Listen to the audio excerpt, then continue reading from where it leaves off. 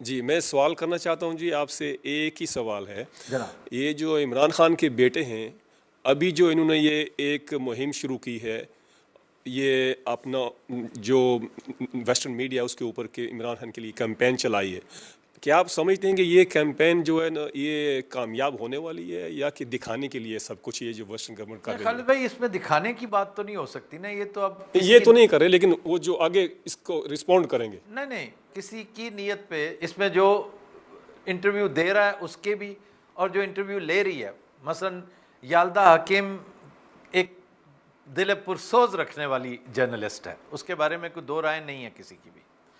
تو پیئرس کے بارے میں بھی میں نہیں سمجھتا کہ he is a remarkable person, Piers Morgan ہے، پھر ایون گیلوے جیسے یہ وہ لوگ ہیں جو بہت بڑی مثالیں ہیں.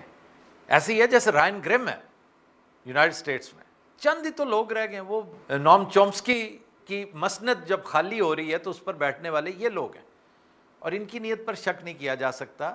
عمران کے بیٹوں کے بارے میں تو دو رائے ہو ہی نہیں سکتی، ہرگز نہیں ہو سکتی. جو سوال ہے وہ یہ کہ اتنی دیر یہ کدھر رہے ہیں، خاموش رہے ہیں، انہیں سمجھ کیوں نہیں آئی پہلے؟ یہ کس خوش خیالی کا شکار رہے ہیں نوجوان بھی، ان کی والدہ بھی، ان کے دوست بھی، کہ یہ اتنا آسان ہوگا؟ یہ کام 1 سال پہلے شروع ہو جانا چاہیے تھا. انہیں سمجھ آنی چاہیے تھی کہ معاملات اتنے سادہ نہیں ہیں جتنے نظر آتے ہیں.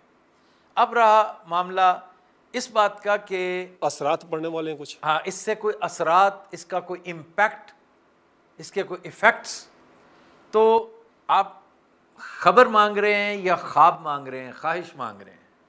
اگر تو خواہش مانگ رہے ہیں تو بس پھر کشتوں کے پشتے لگنے والے ہیں، ان قریب اسٹیبلشمنٹ گھٹنوں پہ ہوگی.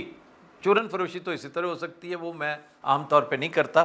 کوئی فرق لمبا چوڑا نہیں پڑے گا ماں سوائے اس کے کہ ایک نوائز کریٹ ہوگی. اور کچھ تو کرو نا، کوئی تھوڑی بہت. جیسے اڈیالہ کے سامنے آج کل جو کچھ ہو رہا ہے، کیا آپ سمجھتے ہیں کہ اس جم غفیر سے جیل ٹوٹ جائے گی، خان باہر آ جائے گا، اسٹیبلشمنٹ خاموش ہو جائے گی، بیک فٹ پہ چلی جائے گی؟ وہ جو نوائز ہے وہ کس شکل میں کریٹ ہوگی؟ اگر آپ چیزوں کو ریلیٹ کر کے دیکھیں، ڈاٹ کنیکٹنگ کے ساتھ خبر کو دیکھیں، تو آپ کی نظر پڑے گی یورپی یونین کی ڈیمانڈز پر. وہ یکا آپ کا جی ایس پی اسٹیٹس معلوم کرنے لگے ہیں، وہ آپ سے نئے نئے سوال کرنے لگے ہیں. بھیا آپ کا جون جولائی میں آپ نے یہ بھی ایک طرح کے جیسے موٹر فٹنس سرٹیفکیٹ ہوتا ہے نا، یہ بھی ہم جیسے غریب غربا کی ڈیوٹی لگی ہوئی ہے کہ آپ نے یہ سرٹیفکیٹ بھی ایک طرح سے حاصل کرنا ہے کہ آپ کی پریفرنسز کیا ہیں، جنرلائز پریفرنسز کیا، کہ آپ ڈیموکریسی کو کیا سمجھتے ہیں، ڈیموکریسی کی ڈیفینیشن کیا ہے، آپ ٹارچر کہتے کس کو ہیں، آپ کے ہاں اگر بیویوں پر تشدد کیا جائے تو اس پہ آپ ریئیکٹ کیا کرتے ہیں، آپ عورتوں کے حقوق، بچوں کے حقوق، چائلڈ لیبر، اس کے بارے میں کیا کہتے ہیں. دس از آل اباؤٹ اٹ. تو پہلے گہری نیند سو رہے تھے 3 سال یہ سارے دوست، یورپی یونین والے بھی. اب جس دن سے ہم نے کوئی تھوڑا سا ڈیمارش کیا ہے ایک سفیر صاحب کو، اور وہ بھی حالانکہ کرنا نہیں بنتا تھا، وہ ایک عدالتی کارروائی دیکھنے ایمان مزاری کے حوالے سے وہ چلے گئے سپریم کورٹ میں. اب وہ سفیر ہے اور یورپ کے ایک انتہائی عام ملک کا، ناروے کا سفیر ہے. آپ اس کو یوں ڈیمارش کر رہے ہیں جیسے وہ چھوٹے تیری مجال کس طرح ہوئی تو یہ کیا. اب سب کو ہم ایک ہی لاٹھی سے ہانکتے ہیں نا، پھر سمجھتے ہیں کہ یہ بھی سارے بیچارے پنجاب کے وہ سیدھے سیدھے سے ٹگے ہیں، انہیں جدھر کھڑا کریں گے کھڑے ہو جائیں گے، جدھر ماریں گے یہ کوئی آگے سے احتجاج نہیں کریں گے. تو انہوں نے ڈیمارش کیا، انہوں نے اس کا بہت برا مانا. اس کے بعد سے یہ ایکٹیویٹی شروع ہوگی کہ بھی آپ ذرا چیکنگ تو کرائیں نا، آئے نا ذرا اپنے کاغذ چیک کروائیں. رہی صحیح کسر نوجوانوں کے ان انٹرویوز نے نکال دی ہے. اب پے در پے انہوں نے 2 انٹرویوز دیے ہیں اور پہلی دفعہ اس بات کا اعتراف کیا ہے. میں آج ڈسکلوز کر رہا ہوں کہ میری ملاقات قاسم سے ہوئی تھی آج سے کوئی تقریباً 1.5-2 ماہ پہلے. میرے ساتھ اس کا انٹرویو لائنڈ اپ تھا. چند وجوہات کی بنا پر اس نے کچھ تھوڑی سی پس و پیش کی، جس میں ایک یہ بھی تھا کہ مجھے اپنے ڈیڈ سے پوچھنا جو ہے نا وہ بہت ضروری ہے، کیونکہ وہ مائنڈ نہ کریں یا کوئی ایسی بات. تو اس پر میں نے جو 2-3 سوالات کیے موصوف سے بیٹھے بیٹھے، اس پر انہوں نے ایگری کیا تھا میرے ساتھ کہ یس، ہمیں خان کی زندگی کے بارے میں، اس کی لائف کے بارے میں خطرات محسوس ہونے لگے ہیں. کچھ نہ کچھ ایسی صورتحال چل رہی ہے جس کے بارے میں ہم کچھ کہہ نہیں سکتے، ہم بہت تشویش کا شکار ہیں. یہ بات اس نے کی قاسم نے. آلدو انٹرویو دینے سے اس نے اجتناب کیا تھا، انٹرویو میں نے نہیں کیا، میں نے انسسٹ بھی نہیں کیا. تو اب دیکھیے کہ جو نیا کوشچنئر ہے نا، یہ جو جی ایس پی سے متعلق ہے، یہ خاصا خوفناک ہے. جیسے کہتے ہیں اس دفعہ کوشچنز بڑے ٹف آ رہے ہیں، تو یہ بہت ٹف. مثلا آپ ٹارچر کس کو کہتے ہیں؟ قید تنہائی 2 ہفتے سے زیادہ از ٹارچر، یہ اس کی ڈیفینیشن میں موجود ہے. قید تنہائی میں ڈیتھ واقع ہو جانا از مرڈر. یہ پہلے نہیں تھا، یہ سارا سلسلہ یہ اب ہے. That makes it very different from the previous one.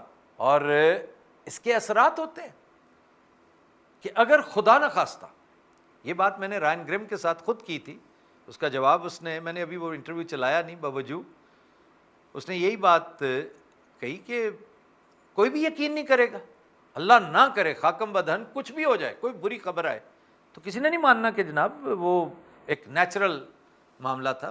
مطلب ہمارا تو کلیجہ منہ کو آتا ہے جب یہ بات بھی منہ سے نکالتے ہیں. آپ کا دل، دماغ، آپ کی روح، ایون آپ کے اعضاء ایکسیپٹنس نہیں دیتے کہ آپ یہ بات کریں بھی. لیکن حقیقت بہت تلخ ہوتی ہے، اس لیے کچھ نہیں کہا جا سکتا. چنانچہ اگر یہ معاملہ ایسے ہی رہا جیسا ہے تو اس کا نیٹ ریزلٹ ہوگا آپ کا سٹیٹس چینج ہو جائے گا. آپ کو جو ڈیوٹی فری اور ڈیوٹی میں تخفیف اور کمی، یہ وہ سارے معاملات ختم ہو جائیں گے. آپ بنگلہ دیش انڈیا کے ساتھ پہلے ہی کمپیٹ نہیں کر پا رہے، رہی صحیح کسر نکل جائے گی.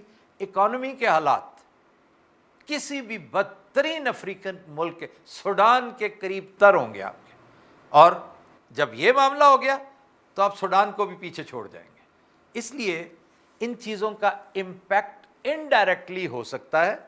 دیکھو لمبی چوڑی کوئی ایکسپیکٹیشن اس سے نہ لگائیے، لیکن اس نے عاصم منیر اور اس کے ساتھیوں کو اس حد تک تنگ ضرور کرنا ہے کہ یار اس جھنجھٹ سے جان چھڑاؤ.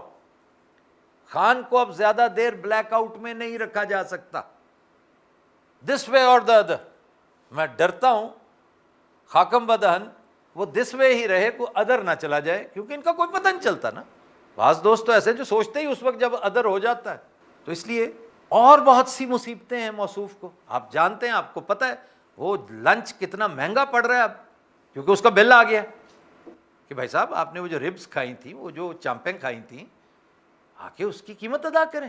Send your forces to Gaza. اب وہ ایک ایسا سلسلہ، چھوڑیں ریئر ارتھ منرلز کو، وہ تو نہ تھے، نہ ہوں گے، نہ ملیں گے. غزہ بندے تو بھیجیں. اب غزہ بندے بھیجنا اتنا آسان ہے؟ اب غور کریں کہ اس میں مسائل کیا ہو سکتے ہیں، کیا ایشوز ہو سکتے ہیں.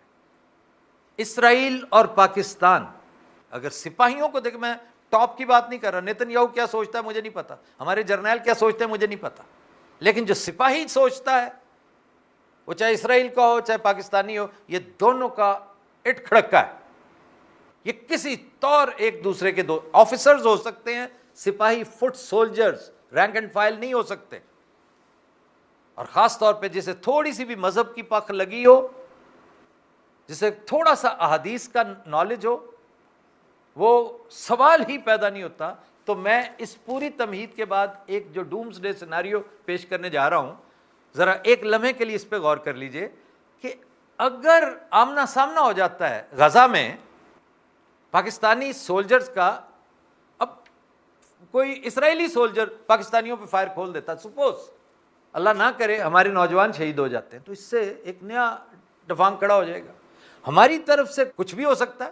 کیا پہلے نہیں ہوا اس طرح کا معاملہ؟ مذہب ایک ایسی چیز ہے جو آپ کے اندر تڑپا دیتا ہے، گرما دیتا ہے، بعض اوقات آپ کو پتہ نہیں چلتا. یہ ایک انتہائی ڈینجرس صورتحال ہوگی.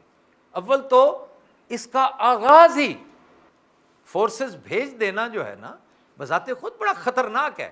ہمارے معاملات اتنے آسان، this is not India, this is not Iran, this is not Afghanistan, this is not even China. اسرائیل کے معاملات کے پیچھے تاریخ ہے بڑی طویل. مجھے وہ 6 اکتوبر یاد آتا ہے، بڑا بھیانک دن، 1981، انور السادات کیمپ ڈیوڈ سائن کیا تھا اس نے. ہر چیز کی قیمت ہوتی ہے، ریپرکاشنز ہوتے ہیں. اس لیے ان تمام چیزوں کی موجودگی میں یہ ایک نئی نوائز جو ہے وہ افورڈ نہیں کی جا سکتی. یار میں پہلے ہی بڑا دکھی، بڑا تنگ ہوں، میں دوسرے مسائل حل کر رہا ہوں، تو یہ ایک نیا سلسلہ شروع کر کے آپ بیٹھ گئے. تو that is one damage which definitely these interviews will cause.